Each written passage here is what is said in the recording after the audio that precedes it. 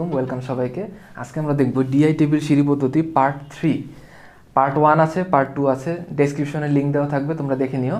কারণ পার্ট 1, 2 না দেখলে এই ভিডিওটা বুঝতে বেশ অসুবিধা হবে। তাহলে শুরু করা যাক। ফার্স্টে আমরা যে অঙ্কটা আজকে দেখব সেটা হচ্ছে integration x square ln x dx. খুবই সহজ একটা অঙ্ক মনে হচ্ছে, এটাও ডিআই টেবিল দিয়ে করা যাবে। এর আগে পার্ট 1 আর পার্ট 2তে যে অঙ্কগুলো দেখাইছি সেটা হচ্ছে এটা একটু ব্যতিক্রমটাকে একটু পরেই দেখাচ্ছি। সেটা হচ্ছে ফার্স্টে যেহেতু দেখতে পাচ্ছি দুইটা ফাংশন গুণ আকারে আছে, এক্স স্কোয়ার আর হচ্ছে লন এক্স, তাহলে আমি একটা ডিআই টেবিল আঁকবো। ডিআই প্লাস মাইনাস যে কটা লাগে আমরা দিয়ে নিব। এখন ডি কলামে আমি কাকে বসাবো? তোমরা হয়তো বলবে এখানে ডি কলামে আমি এক্স স্কোয়ারকে বসাবো। ডি কলামে আমি এক্স স্কোয়ারকে বসাবো, কারণ এক্স স্কোয়ারকে ডিফারেন্সিয়েশন করতে করতে এক সময় শূন্য আসবে। এক্স স্কোয়ারকে ডিফারেন্সিয়েশন করলে 2x, 2xকে ডিফারেন্সিয়েশন করলে 2, 2কে ডিফারেন্সিয়েশন করলে 0। এই যে আমাদের কাঙ্ক্ষিত 0 চলে এসেছে। কিন্তু এখানে একটা ব্যাপার আছে, সেটা হচ্ছে আই কলামে যদি আমি লন এক্সকে রাখি, আই কলামে যদি আমি লন এক্সকে নেই, তাহলে একটা বিপদ ঘটবে। সেটা হচ্ছে লন এক্সকে আমি ইন্টিগ্রেশন করতে পারি না। ধরে নাও লন এক্সকে আমি ইন্টিগ্রেশন করতে পারি না, তখন আমি কি করব? এই অঙ্ক আগানো যাবে না। এর জন্য আমরা কি করি, এক্স স্কোয়ারকে আমরা ডি কলামে বসাই না, আমরা লন এক্সকে হচ্ছে ডি কলামে বসাই, আর এক্স স্কোয়ারকে হচ্ছে আমরা আই কলামে বসাই। তাহলে সুবিধা কি? লন এক্সকে ডিফারেন্সিয়েশন করা সহজ, ইন্টিগ্রেশন করাটা কঠিন, কিন্তু এক্স স্কোয়ারকে ইন্টিগ্রেশন করাটা কিন্তু আবার ইজি। সেই বিবেচনা করলে লন এক্সকে আমরা ডি কলামে লিখব, এক্স স্কোয়ারকে আমরা আই কলামে লিখব। তাহলে আমরা লন এক্সকে লিখবো হচ্ছে ডি কলামে, আর এক্স স্কোয়ারকে লিখবো হচ্ছে আই কলামে। এখন লন এক্সকে আমি ডিফারেন্সিয়েশন করবো। লন এক্সকে ডিফারেন্সিয়েশন করলে হচ্ছে 1/x পাওয়া যায়, আমরা জানি। লন এক্সকে ডিফারেন্সিয়েশন করলে পাই 1/x, আর এক্স স্কোয়ারকে ইন্টিগ্রেশন করলে পাওয়া যায় হচ্ছে x³/3। আমরা আর আগাবো না, কারণ 1/x এরকে ডিফারেন্সিয়েশন করলে আসলে করতে করতে আর শূন্য আসবেও না, এটা অনেক বিদঘুটে হয়ে যাবে। আমরা এখানে এটা স্টপ করে দেবো, এখানে আমরা এটা স্টপ করে দিব। তাহলে আমার ইন্টিগ্রেশনের উত্তরটা হবে, এই যে কোনাকুনি গুণ করব, কোনাকুনি গুণটা আগে আমরা করে নিব। তাহলে আমার ইন্টিগ্রেশনের উত্তরটা হবে 1/3x³ ln x, 1/3x³ মানে x³/3 একই কথা, ln x plus integration last row, মানে এই যে লাস্ট রো যে আমরা পেলাম, সেই রোটাকে, সেই সারিটাকে আবার ইন্টিগ্রেশন করে যোগ করে দিতে হবে। তাহলে -1/x আর x³/3, -1/x আর হচ্ছে x³/3 dx। এটা করলে আমার অ্যান্সার বের হয়ে যাবে। তাহলে এখান থেকে আমি লিখি, একটা তো এটাই থাকবে, 1/3x³ ln x, মাইনাসটা বাইরে চলে আসবে, ইন্টিগ্রেশন এই x আর এখানে x³ এখানে থাকে হচ্ছে x² কাটাকাটি করলে, আর 1/3ও অবশ্য বাইরে চলে আসবে, 1/3। তাহলে আমার এখানে থাকছে অনলি x² ভিতরে, x² dx। তাহলে এটার অ্যান্সার তো একদম ইজি, এখানে থাকতেছে 1/3x³ ln x মাইনাস 1/3 x²কে ইন্টিগ্রেশন করলে হয় x³/3, এটা আমাদের জানা আছে, প্লাস একটা কনস্ট্যান্ট c যুক্ত হবে, যেহেতু ইন্টিগ্রেশনের লিমিট দেওয়া নাই তাই কনস্ট্যান্ট c যুক্ত হবে। আর একটু গুছাই লিখলে এটা হবে x³ ln x মাইনাস 1/9 হয়ে যাবে, এটা 1/9x³ প্লাস কনস্ট্যান্ট c। এটাই হচ্ছে আমার অ্যান্সার, এই ইন্টিগ্রেশনের অ্যান্সার হচ্ছে এটা।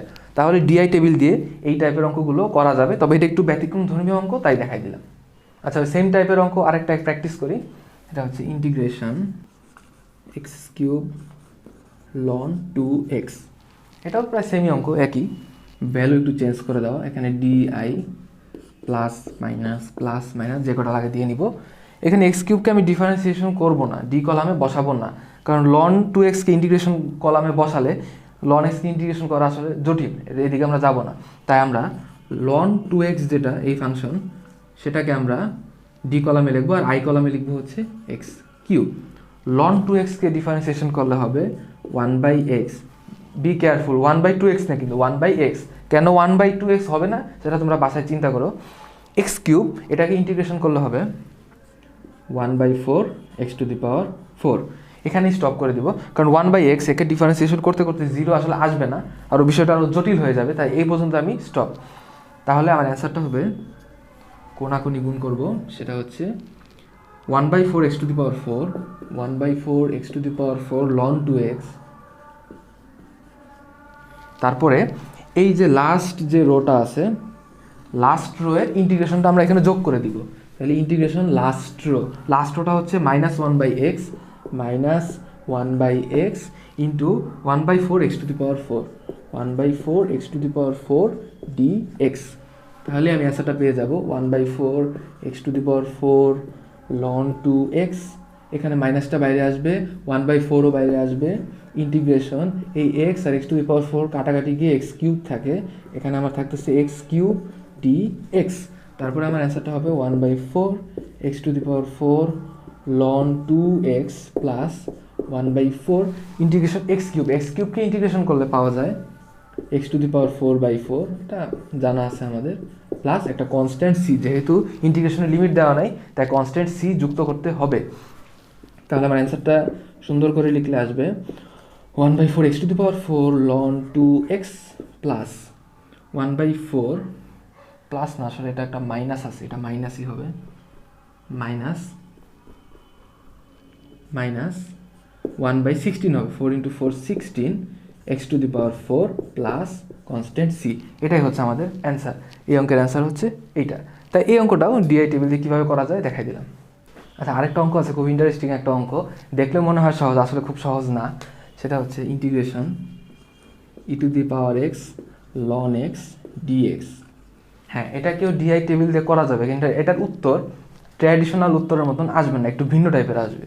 তাহলে আমরা করি অঙ্কটা, ডিআই প্লাস মাইনাস, যেহেতু লন ফাংশন আছে তাই অবশ্যই e⁻x কে আমার ইন্টিগ্রেশন করতে হবে, আর ln x কে ডিফারেন্সিয়েশন করতে হবে, কারণ ln x কে ইন্টিগ্রেশন করা অনেক জটিল, সেদিকে আমরা যাব না।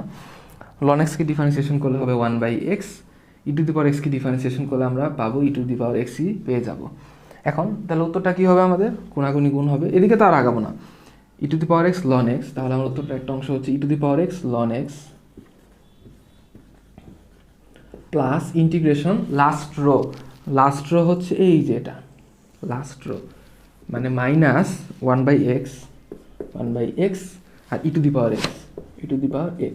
dx, এটাই হচ্ছে আমার অ্যান্সার। তাহলে একটু গুছাই যদি এটাকে লিখি, e⁻x ln x, মাইনাসটা বাইরে নিয়ে আসলাম, এখানে ইন্টিগ্রেশন e⁻x/x dx। আচ্ছা, এখানে যে আমরা e⁻x/x dx এই ফাংশনটা আমরা পেলাম, এটাকে ইন্টিগ্রেশন করা কিন্তু খুব সহজ না। এটাকে ইন্টিগ্রেশন করলে একটা বিশেষ ফাংশন পাওয়া যায়, তার একটা নাম আছে, সেই নামটা আমি লিখে দিচ্ছি, e⁻x ln x, এটা ঠিক থাকবে, মাইনাস এই ইন্টিগ্রেশন e⁻x/x dx, এটাকে লেখা হয় এক্সপোনেনশিয়াল ইন্টিগ্রাল অফ x। এটাকে এভাবে রিপ্রেজেন্ট করা হয়, EI মানে exponential integral of x plus c। এটা হচ্ছে মুখস্থ রাখতে হবে তোমাদের আসলে, যে ইন্টিগ্রেশন e⁻x/x dx, এটা কোনো জায়গায় থাকলেই ইন্টিগ্রেশন করা কোনো ওসব ঝামেলা ছাড়াই সরাসরি আমরা লিখে দিব EI অফ x। আরেকটা ইন্টিগ্রেশন আছে, সেটা আমি দেখাই দিই। কোনো জায়গায় যদি পাও ইন্টিগ্রেশন অফ 1/ln x, এই ফাংশনটা যদি কোনো জায়গায় পাও যাকে ইন্টিগ্রেশন করতে বসে, সরাসরি লিখে দিবা LI of x, logarithmic integral of x, মানে ইন্টিগ্রেশন e⁻x/x, এটা থাকলে আমরা লিখব EI of x exponential integral x।